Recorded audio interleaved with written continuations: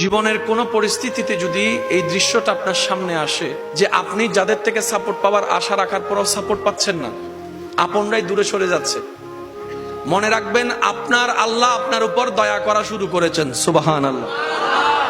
ওই বিপদ থেকে আপনি যাদের সাপোর্ট নিয়ে উঠতে চাচ্ছেন, রব চাচ্ছেন আপনাকে কেউ না করুক সাপোর্ট, আপনার আল্লাহ স্বয়ং আপনাকে সাপোর্ট করতে চাচ্ছে বলেই মানুষকে দূরে সরাই দিচ্ছে। সুবহানাল্লাহ।